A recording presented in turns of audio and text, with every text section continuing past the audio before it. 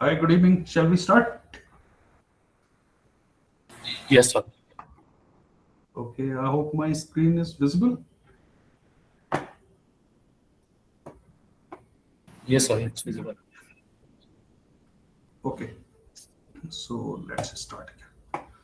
So quickly, we will go through the important concepts of week 5, week 6, week 7, and week 8.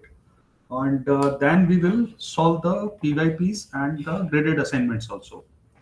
So from week 5, important concepts, is this visible to all of you? This my Yes, sir. screen? It's Okay. So week 5, the important concept was that at maximum utility, your marginal utility of 1 divided by price of 1 is equal to marginal utility of second divided by P2.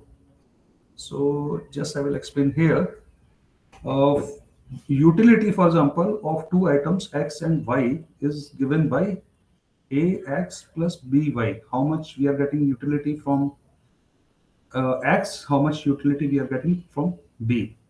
And marginal utility of X will be given by del UXY divided by del X, which comes A, and UY will become B. Now we know the budget line which is there for these two is equal to P1X plus P1Y is less than equal to income. So when you come to the maximum utility, then what happens? This is your graph of budget line. This is your budget line, and this is your indifference curve.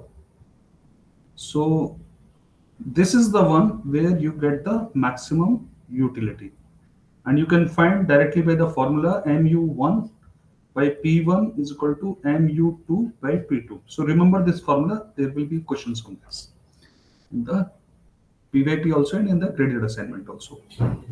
So, and when you take the prices, this becomes minus P1 by P2 because as the price increases, your marginal utility decreases. So for this is the minus P1 by P2. Now there can be a question that what happens at corner solution. So corner solution, if I draw here, corner solution means that this is your budget line. This is your budget line. This is P1 x1 plus P2 x2 is equal to I. So this is your um, x1, this is your x2. So these are your corner solutions here. So here what is happening at corner solution at this place, here you say x2 star and you are not consuming anything of x1. So here mu1 over p1 which is there, it is greater than mu2 by p2. And if you are at corner, what you will do in this situation, always you will consume this one. So in this case, sorry, I have written opposite. This will be x2 and this is x1. So this is x1 star and 0. So here at this corner solution, if you have reached here and this is the situation, then you will consume x1 more and you will not consume any x2. That is the meaning of this. So this is the corner solution, what you do. Then second important concept was preferences and the utility functions. So they have given an example of four things. First is the perfectly substitutes. Second is perfectly complement. Third, they have given for the Cobb-Douglas, and fourth they have given for the quasi-linear utility function. So what is the meaning of all this? So first is the preference, for example, if your utility and utility function. So perfect substitutes are the one, perfect substitutes, for example, is tea and coffee. And we just write for example that you get utility from tea and coffee. From tea, you are getting, for example, only one, and from coffee, you get utility two.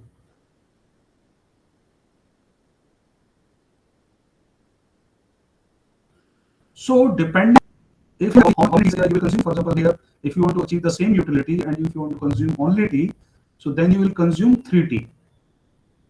And if you don't have T and you want to consume only C, so you will consume 1.5 C because total it is coming 3.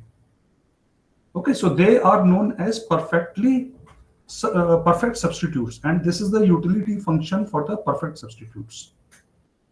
Second one, and if you can draw, so the utility function becomes like this from here only. Second one, they have given perfect complements. Perfect complements means, for example, you have got, they have given example of making a sandwich from bread and jam. And we know, for example, that to make one sandwich, you need two breads and you need one jam minimum. So when you write the function for this utility function, utility of bread and jam, this will become minimum of bread and two jam in this case if you are using. So this is the utility for the perfect complement. You need both bread and jam. However, to make one sandwich, you need two and one. So this is the utility for this.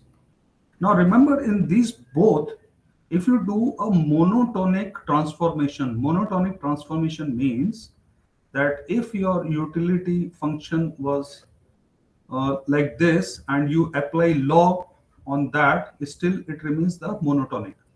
So when you do the monotonic transformation on perfect substitutes and perfect complements, your MRS which is there, MRS is given by MU1 by MU2, it remains same and you can check that. It remains same. Okay. Is that clear? Okay. Is there any doubt in this? There is a graded assignment. There is a question on this. Am I audible? Yes, sir, you are audible. Okay. So I'll just give you an example of amplifying this.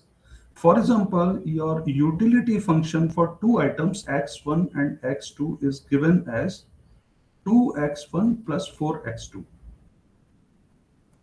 So your mu, for example, mu1 will become 2, mu2 will become 4, and therefore your MRS is equal to mu1 by mu2 is 2 by 4 is equal to 1 by 2. 1. Now, if you do transformation of this, so you say u of x1, x2 is which is there, you apply log on this, log 2x1 plus 4x2.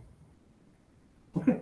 And now when you take mu1, mu1 will change, it will become 2 over 2x1 plus 4x2, and mu2 will become 4 over 2x1 plus 4x2.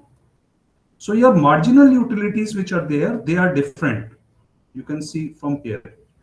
But when you take the MRS, when you divide this by this, so this term will cancel and again you will get 2 by 4 which is 1 by 2. So in monotonic transformations for both perfectly substitutes and perfectly complements, your MRS remains same. Now third utility function, they have given a Cobb-Douglas. Cobb-Douglas, we know that utility of x1, x2 is equal to x1 to power alpha and x to power bravo, beta. In this case, your MRS which is there, now we have seen from the previous week's examples, this function if you draw, it looks like this. And now if you check the tangent at different places, it is different. So for Cobb-Douglas, your MRS is different, is not constant. Okay. Whereas in the earlier cases for both perfect substitutes and perfect complements, MRS remained constant. Okay. So till now this is clear. Now fourth they covered that there can be a quasi-linear utility function. Quasi-linear utility function. And where does it happen? For example, utility of x and y is given by some function of x and some y. So it is linear with y, but it is not linear with x. X is following a different function. So what are the examples for this? Examples for this is that when you purchase some quantity which is of lower price, but which is essential.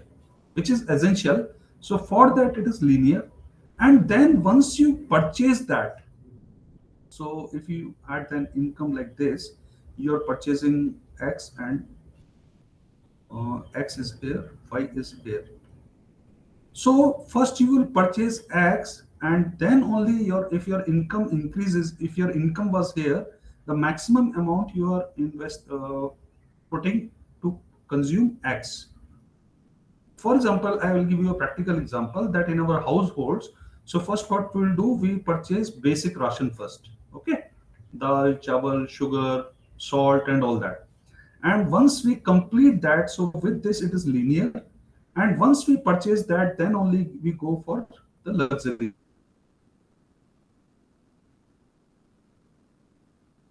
purchases. So that is one example of quasi-linear utility function. Now, completing this concepts of week 5, I will straight away jump to week 5 GS. Shall can I go there? Or any doubt in week 5 concepts? Anyone? Okay, so if it is clear, Suraj, am I audible to you? Hello? Hello, Yeah, yeah, can you are somebody give audible. me confirmation? Yes, sir, you Yeah, are okay. audible. Okay, so we go to week 5 GS first, okay, and we will check these concepts. So week 5, what we covered one, mu1 by p1 is equal to mu2 by p2. Remember that as a formula. Second, then we learnt about the perfect substitutes, perfect complements, then Cobb-Douglas, and fourth one was the quasi-linear one. So these are the GAs of the week 5. Consider a differentiable and strictly convex utility function ux1 x2 and the budget line of consumer P1 x1 plus P2 x2 is equal to y. Condition for utility maximization is what? So mu1 by P1 is equal to mu2 by P2. We know, we have covered. Second, MRS is equal to slope of budget line. Yes, that also I show you on the graph. It's that. So here in this graph, see, this is the slope of the budget line, which is nothing but minus P1 by P2. This is your indifference curve, and here it is touching. Here the slope is mu1 by mu2. So the second statement is also correct. Then we come ratio of marginal utilities of x1 and x2 is equal to p1 by p2. It is nothing but the first, this only. So all the three statements are correct. Second, consider the utility function u x1 x2 is equal to log x1 plus log x2. This is the utility function. Budget line is 3x1 plus 4x2 is equal to 120. Find the optimal bundle of goods x1 and x2 at this. So this we can calculate by using this formula, mu1 by mu2 is equal to p1 by p2. So this becomes, from here it comes 3, it comes 4. So this is 3 by 4. Now when you calculate mu1, to take derivative with respect to x1. So this is a log, it will become 1 by x1. mu2 becomes 1 by x2, therefore 1 by x1 by 1 by x2 is equal to 3 by 4. So from here you get x2 by x1 3 by 4, or 4x2 is equal to 3x1, x2 is equal to 3 by 4x1. You place this here, you get the value of x1, and then using x1 you get the x2. Is this clear? Any doubt in this? Anybody wants me to solve it again? Oh, sir, it's Hello. clear. Okay, very nice. Now we go to question 4. Choose the correct statement for marginal utility and marginal rate of substitution. So they have written marginal utility is not ordinal and changes for monotonic transformation of the utility function. So we have seen what we saw, that marginal utility for a monotonic transformation was changing. I gave you an example.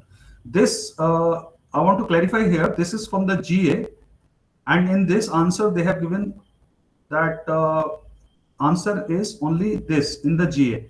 But when you will come to the PYP, they have given the same question and answer. They have given both, because you can see If you take a utility function x1 plus x2, so mu1 becomes 1, mu2 becomes 1. In both the cases, MRS is 1. When you do the monotonic transformation, for example, log, your mu1 and mu2, they both are changing. So first is not ordinal and changes for this. So this is correct. Marginal utility is not, it changes for this. And MRS is ordinal and does not change. So sorry, by this second. So both statements I had marked correct and both are correct. However, in the GA, they have given only this is correct. But in PYP, they have given that both are correct. And we can see from this example that marginal utility is changing, but your MRS remains same for monotonic transformation. So please remember this. Anyone had same experience in the GA like I had? Okay, and I have Sir, placed. I have a doubt in that. Can you tell like what is like ordinal means for marginal utility and MRS? Okay, so I'll come here. This is the okay. So what they're saying mu1, mu2, and MRS formula is mu1 divided by mu2. When you get mu1, they are saying that mu1 is ordinal, means second it gives some order that you get. For example, from utility you always write, for example, 2x1 plus 4x2. It is always like that. It is always in numbers. It can be 1.5x1 plus 2.5x2. And when we take the utility of this x1, it is always some number. Okay. So there is an order that from x1 I am getting this much. For example, in this example, I am getting utility 2 from x1, and from x2 I am getting a utility of 4. That is the meaning which I have understood is the ordinal for that. Okay, okay. It means like they are following a particular order while like making proportions, right, for both the Yeah, goods. yes. Okay. Like when I say I'm taking milk and bread, so from milk I'm getting utility of, for example, 10, and from bread I'm getting utility just 5. It is like that. Okay. Okay, sir. So Thank you. yeah. So now we go to next question. So this I have clarified. Now choose the correct statement here. Quasi-linear preferences are linear in one good and non-linear in another good. That we saw that, for example, u x y is equal to f of x that can be, for example, x square root of x and y. So with y it is linear, but with x it is not linear. So this is good. U is equal to minimum of ax or by represents perfect substitutes. So this is incorrect, because for perfect substitutes, what we learned, utility is a combination of both. For example, rice plus 2 wheat. U is equal to ax plus by represents a perfect complement. No, for a perfect complement, it is always like minimum of something.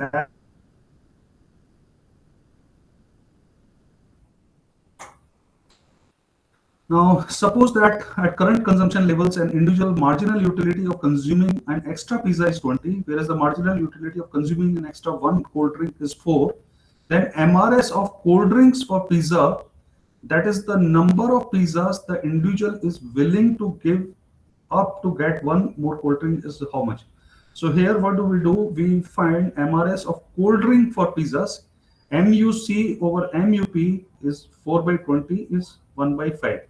So for more one cold drink, if I have to this MUC which is there, if I have to increase it by delta 1, for example, I want to have 1, so then I'll have to give up from here 1 by 5 of pizzas. That is the meaning of this. Rohan likes both tea and coffee. His preferences now from tea and coffee, straight away we can come to know that it is a perfect substitute. And they have given the utility function also, which is for the perfect substitute. U is equal to T plus C. It means he is getting one utility from tea, one utility from coffee, where T represents the number of cups and of tea and C is the coffee. Total money he has allocated for having tea or coffee is rupees 200. So this is your budget line. budget line is this, and price for a cup of tea and coffee in market always fluctuate. So this is T into price of tea plus coffee into price of coffee is equal to I is 200. So this is your budget line.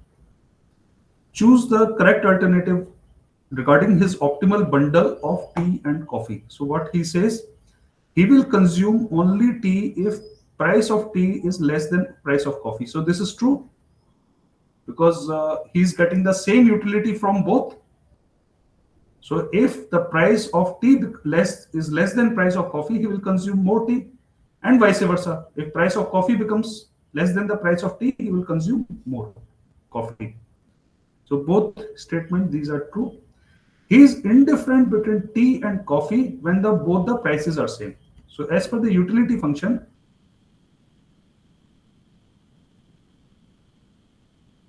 if the price are same, he can consume it and he gets it.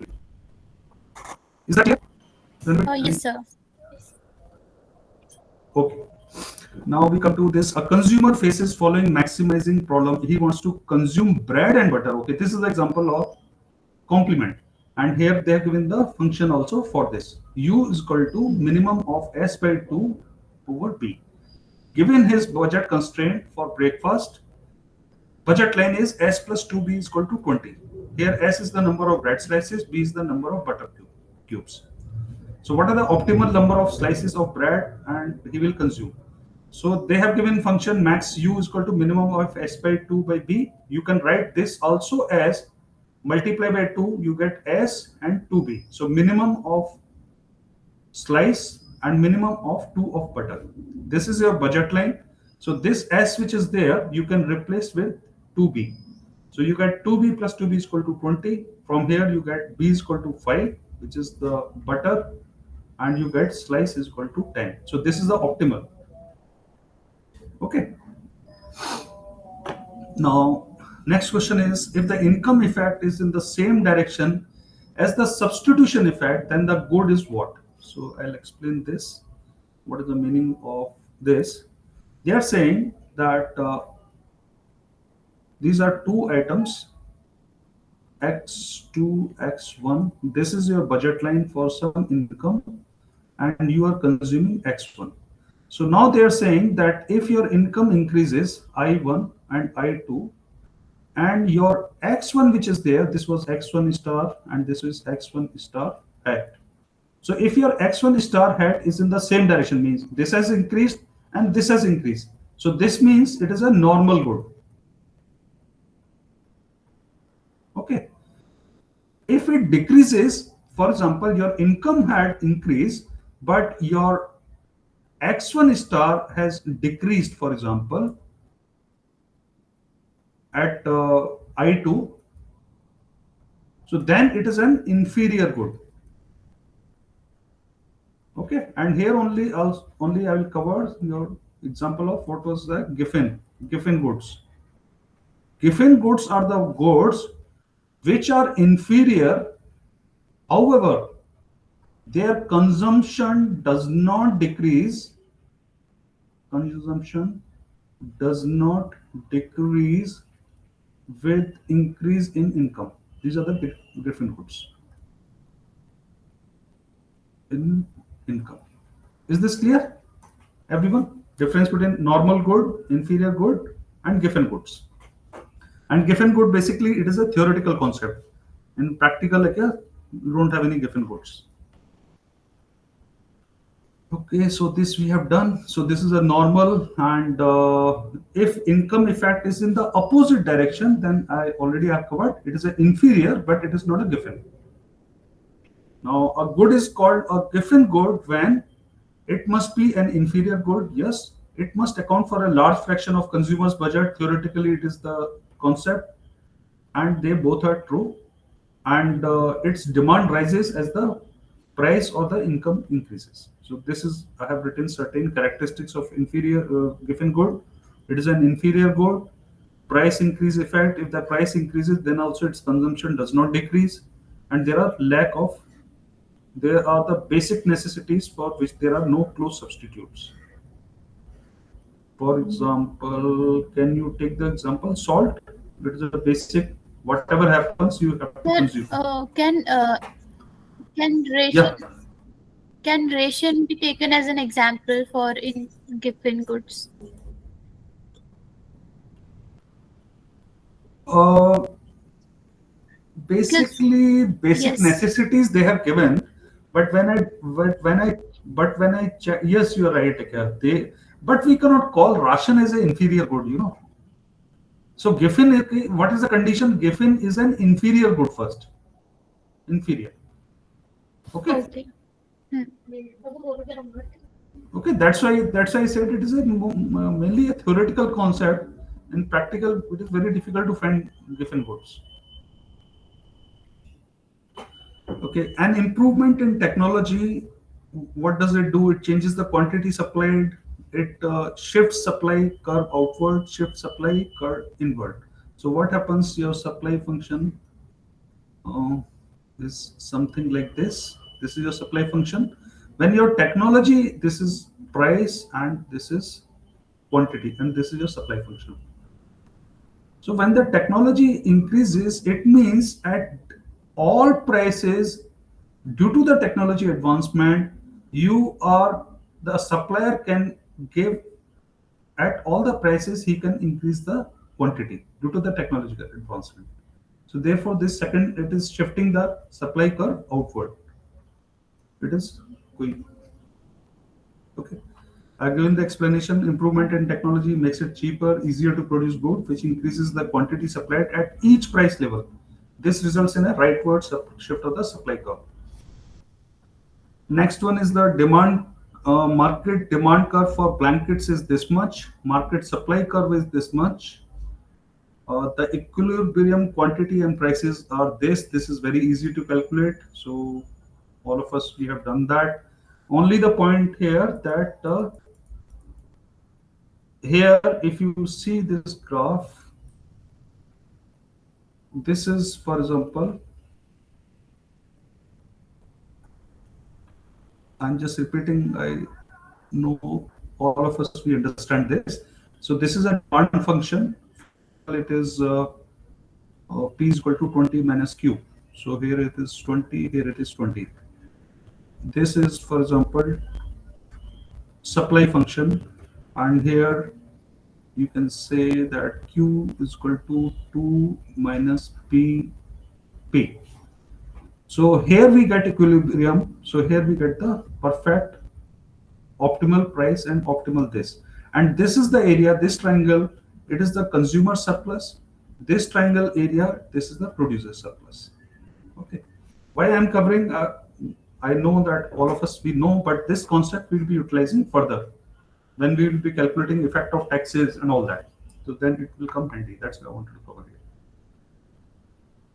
Okay, so uh, here we have found the consumer surplus, producer surplus, easy to calculate, optimal price, optimal quantity. Now here again is a question: which of the following is a correct statement about the price of butter and the quantity of butter bought and sold at equilibrium point? So there is an equilibrium point. This is the price of butter. This is the quantity of butter. And at equilibrium, we have got, this was the supply function, we have got, so this is your P star and this is your Q star. An increase in price of milk, which is a raw material to produce butter, it means your butter will also become costly, gives rise to lower equilibrium and higher quantity of butter bought and sold. So an increase in price, which is a raw material to produce butter. So this will, if your price has become higher, it means price has increased. So this quantity which is there, this part, the quantity will become less. And here they are writing higher quantity. That's why this statement is incorrect. A decrease in average income levels gives rise to lower equilibrium and lower quantity of butter bought and sold. Yes, because if this is the budget line and here was your equilibrium, now your income has decreased. and your supply line remains the same, supply function. So here nu will be here. So your quantity decreases. So this is a correct statement. So okay, so now we go to week 6 important concepts, and then we will do the week 6 questions before jumping to PYPs. So week 6 deals with first elasticity. Come here. This I've covered. Codes, inferior codes we have seen. Okay. So important concepts of week 6 is the first is the elasticity, demand elasticity of price, or it is the price elasticity of demand.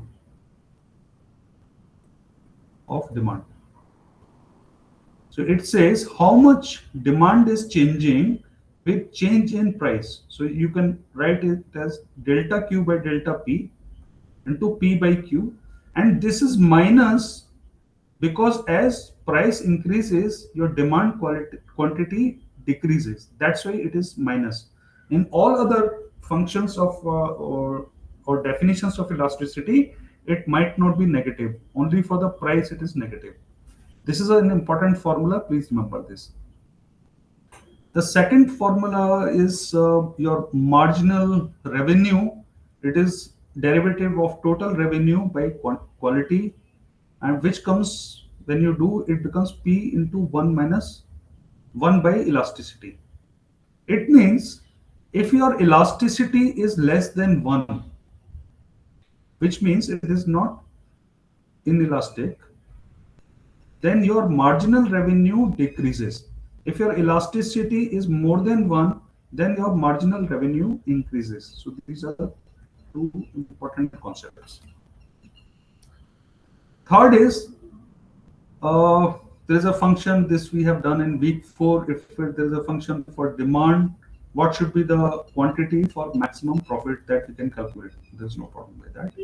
And fourth concept they had covered, what happens when there are the market interventions in form of, for example, taxes, or government gives price support, or government does price flooring, or they say government says you can produce only this much, or the quantity cut voluntarily.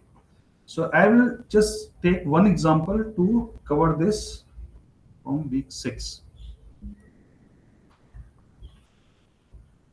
And this week 6 notes also I have shared. So can we do the GAs straight away, week 6, with this concept? Yes, sure.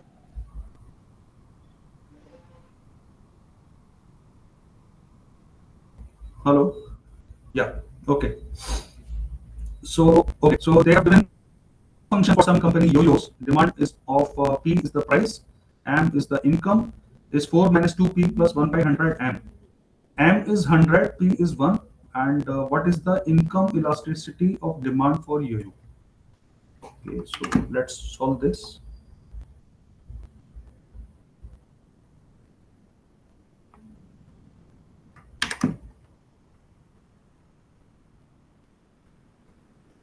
So we know income elasticity of demand. It means delta Q by delta I into I by Q, whereas I is income, Q is demand. In this question, they have given P is the price and M is the income. So here income will be M. So delta Q by delta M into M by Q. So here this is the, and Q is also D. So delta D by delta M, when you take the derivative, delta D by delta M is equal to delta by delta M 4 minus 2P plus 1 by 100 M is equal to 1 by 100. Therefore, your elasticity is equal to 1 by 100 into M by D.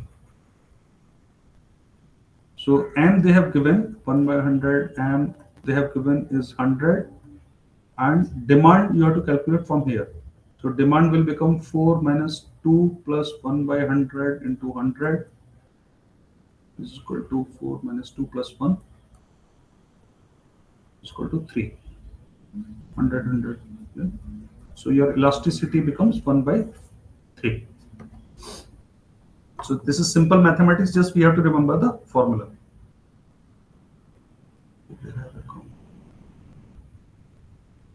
Okay. And what is the price elasticity? So for the price elasticity, we use the formula delta Q by delta P into P by Q. You put together those things, you get an answer. Now, second is market demand for pizzas is this, supply is this, at tax is imposed. Now we will see the effect of tax. What happens when we impose the tax? So I will solve this in detail.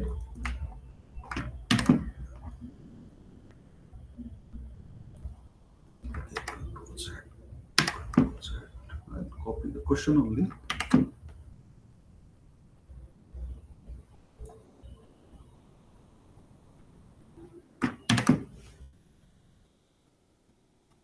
So what do we do in these kind of questions? We have been given demand and we have been given supply. So P is equal to 300 minus Q, this becomes 300, this becomes 300 straight away. Curve is P is equal to 60 plus 2Q, 60 here, and this will become like this, 60 plus 2Q. And 300 minus Q is equal to 60 plus 2Q. This is in absence when there are no taxes, without taxes. This is the one.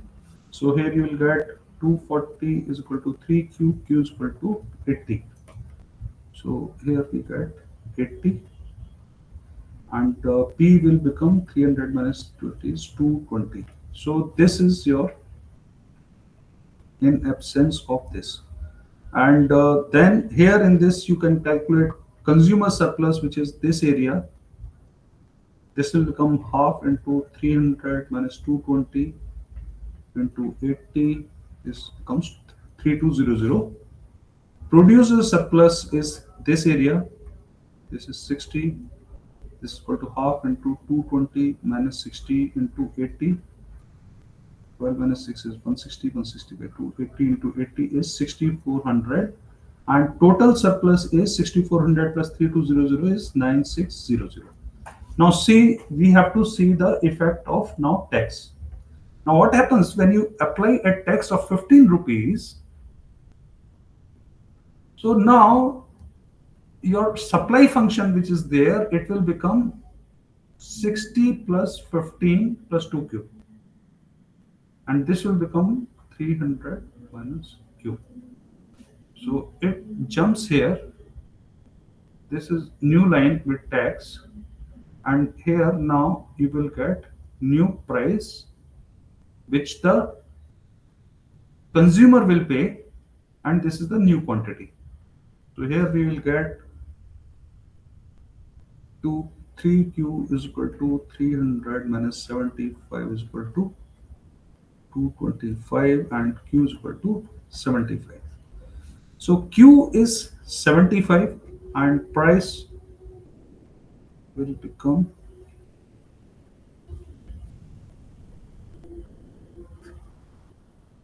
60 plus 2Q, 150 plus 60 is equal to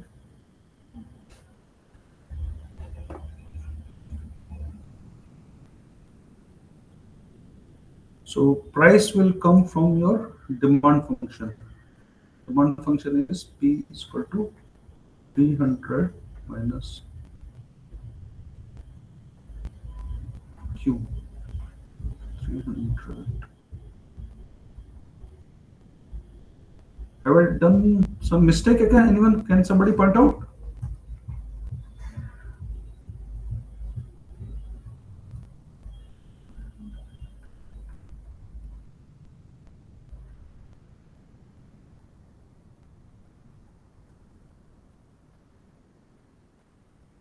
So your price has increased to 225.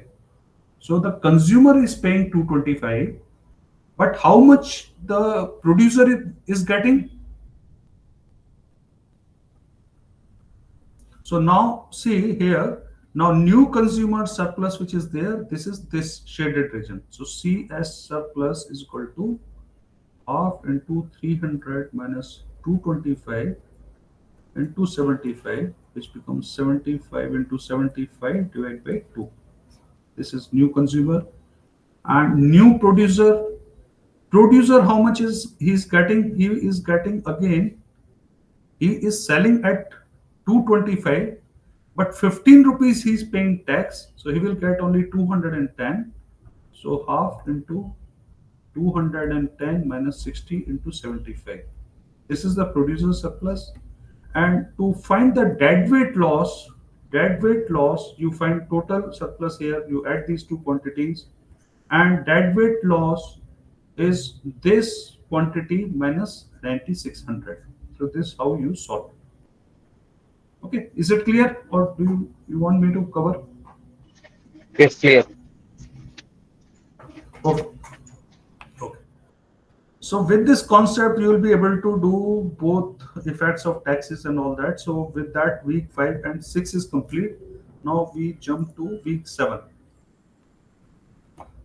Week 7 important concept, that in a perfectly competitive market, your marginal revenue is equal to marginal cost. This remember.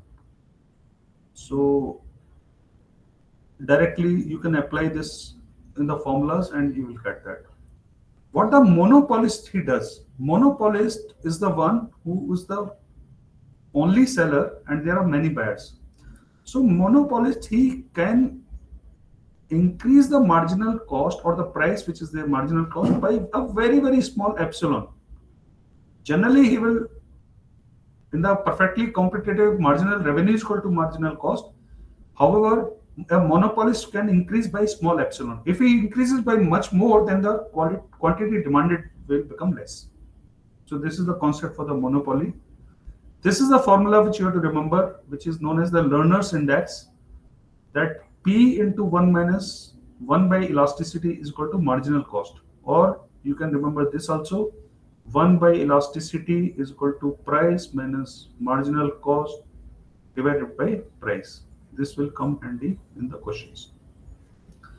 And this means that the price which is there, it depends on the elasticity for a monopolist. So monopolist, what he does, he never operates in the inelastic zone. That is when the E is less than 1, because this will come from this formula, that if E is less than 1, then this quantity increases. So he will never operate in the inelastic zone. He will always operate in the elastic zone. This is for the objective questions. It can come. Okay, and then Professor had covered that along with the marginal cost and marginal revenue, please check your average cost also. If your average cost is more than price, then the monopolist will stop producing. So if you are given a table where your price is total revenue, marginal cost is given. So at some rows, your marginal revenue can become marginal cost, but check for the average cost also. So if your average cost is more than the price, then he will not produce in that. Okay. Week 8 is price discriminations, first order, second order, third order. You can go through that. All are, I will say, theoretical. There are no formulas or equations to remember. Only one concept is there which I will not cover now, the game. So game, I'm also trying to understand, because in one of the GA I have not got the correct answer. So I will cover that later. But only one important concept I want to cover here, which a question can come on a monopsony. Monopsony means that there are many sellers and there is only one buyer. For example, government. So in this case, what happens? You have got a demand function and then you have got a supply function. This is demand and this is supply function. In this, you have to do two steps to find the optimal quantity and optimal price. What you have to do, demand function, supply function. From the demand function, find out the MR, marginal revenue. How do you do? Your demand function is something like Q is equal to 20 minus P. So your TR will become Q square P into Q, or 20 P minus P square. You take the derivative and you will get the marginal revenue, or just I will write here. Your demand function, for example, is equal to P is equal to, or you write in the quantity, Q is equal to 20 minus P. So your total revenue becomes Q into P is equal to, or this you can write as a P is equal to 20 minus Q. And total revenue is equal to PQ is equal to 20Q minus Q square. So MR becomes PR by TQ Q minus 2Q. And this you equate with the marginal cost. So from there you will get Q star, which is coming from equating marginal revenue with marginal cost. However, to find the P star will come from the supply function. So you apply that Q on the demand on the supply function, and there you will get. So in one of the PYP, this we'll solve. So these are the concepts from week 5, 6, 7, 8. Game theory, like I've covered, I will cover later, maybe tonight when I get an opportunity. I have to clarify some concept and then I will cover. So these are the PYPs. Are they visible to everyone? Questions? Yes, visible. Yeah. Yes, sir. Okay. Okay. So there is only one PYP for managerial economics. So we go through. So it is, first one is quasi-linear preferences are linear in one code and non-linear in other codes. So this we saw, it is from week 5 and it is true.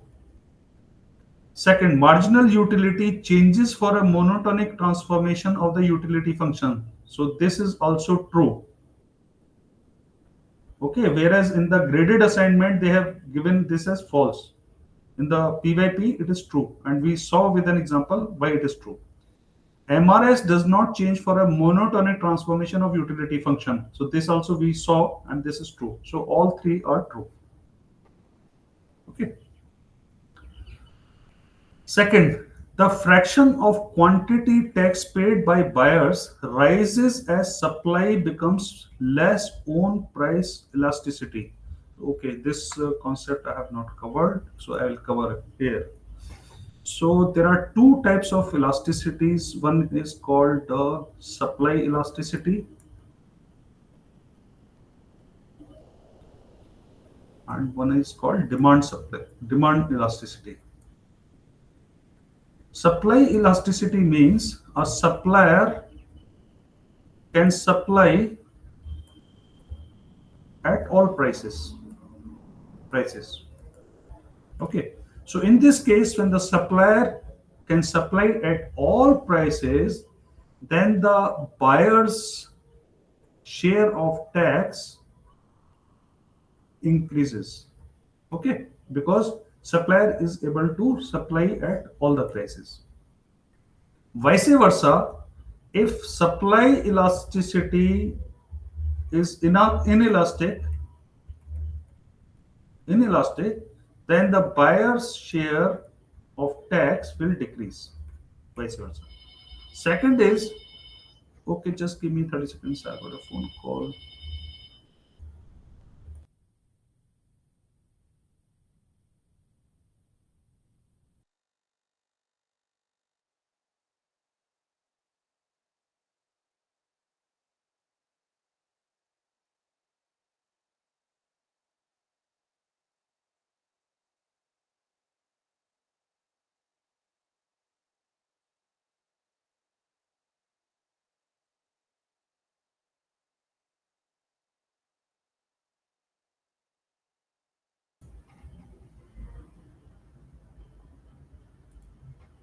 Okay, I'm back again. Okay, second is the demand elasticity.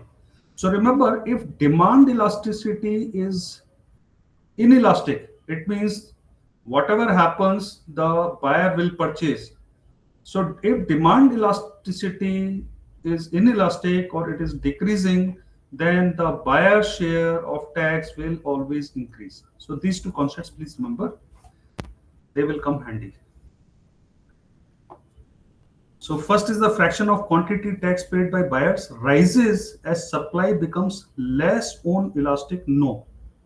What we saw, it will increase only when the supply becomes more elastic. The fraction of quantity tax paid by buyers rises as demand becomes more on price elastic. No, it will increase only when the demand becomes less elastic. Both the fraction of quantity tax paid by buyers rises as supply becomes less on price elastic, and this. Again, this is no. Both statements are wrong. So all the three statements are incorrect. A profit maximizing monopoly will produce that output for which marginal cost equals marginal revenue. Yes, we saw MR is equal to MC. Okay. Give me 30 seconds. There's a phone call. I have to attend.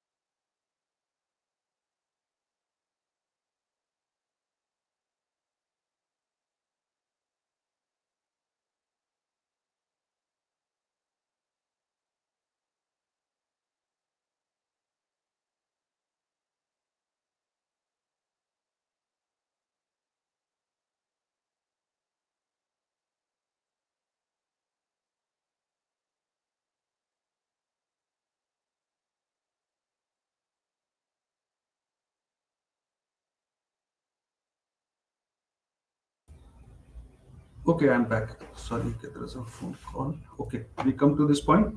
So we had shown MC is equal to MR for a monopolist. And natural monopoly occurs when one firm can supply the entire market more cheaply than a number of firms. Yes, there can be, many sellers. However, if one seller is occupying, for example, 99% of the market, then he is a monopolist, natural monopolist. A monopolist always produces in the elastic region of the market demand curve. It is true. And this comes from 1 by epsilon is equal to P minus MC is equal to P. You see from here, he operates only in the elastic zone when the elasticity is more than 1. So all are right. Peak load pricing is a form of price discrimination. It is yes in the price discrimination type 2. It makes consumers better off. As per the economic, I checked the reason, and the professor has given that yes, it is there. However, my another leading question that what happens when the Uber, Ola, and all that they are charging more during office hours. Similarly, the airlines they are charging more during festival seasons. So with that, okay, he has not come back. So for the examination point of view, please write it as yes only. Both are yes. Okay, this is the question for the from the game theory. I have realized that what is the optimum equilibrium. However, in the GA, if you remember, they had asked that which are the dominated actions, and they had written 6.5, 7.5, and 9.5. However, as per my solution, 9.5 is not the dominated solution, and I will just explain how I approach this question, and then we can, if somebody can throw light on this, I will cover my concept how I did. So we remember from our AI that game theory we used to do chess game. So you see, when the game starts, for example, game starts, Airbus take and this is the rate and this is the profit. So Airbus starts and his rate is 6.5, profit he comes 66190. In response to this, Boeing takes an action and it fixes its rate as, so 10.5, and it also comes at 66190. So now what Airbus will do, Airbus increases its rate to 7.5, and when 7.5 and 10.5, it reaches 79201. Is that understood? Now Boeing, when he's getting, so Boeing is also a rational player. What it will do, he will increase his price. It will come 11.5, 7.5. So here we reach 82211. Now Airbus again, he will take a dominated action and he will increase his price to 8.5. So he comes to 8.5 and 11.5, 86224. Now Boeing what will do, it is also a rational player. He will increase his rate to 12.5. He comes to 9229. Now Airbus again, he's a rational. So what he will do, he has got an option to increase to 9.5. But when he does 9.5 and 12.5, he will reach here 85244. So what is happening?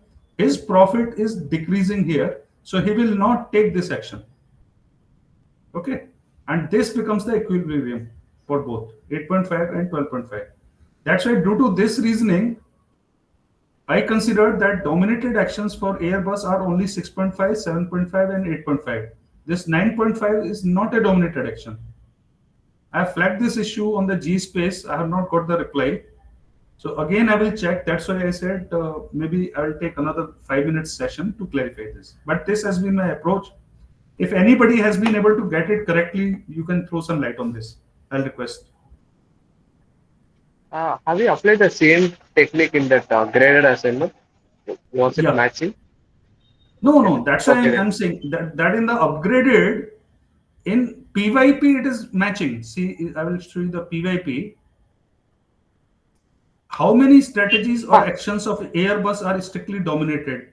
So answer there have given 3, and I have also got 3, 6.5, 7.5 and 8.5. However, in the GA, my doubt was this, he has given that 9.5 is also dominated strategy, which is not there as per me. Equilibrium is coming correct. Okay. Okay, got it. Equilibrium, which is there at 8.5, 12.5, that we are getting correct by this. So I wanted to request any one of you, if you have got some idea about this, because that professor, I'll just share my screen today. Again, I have sent him a message here. Gopal Charan Parashari. I've already sent him a message. May please clarify this. So once I get clarification, I'll share with you. Okay. So with this, I have finished. Yeah, sure. If anybody wants to throw some additional light on this, on any concept, anything. Actually, there is a doubt in a question.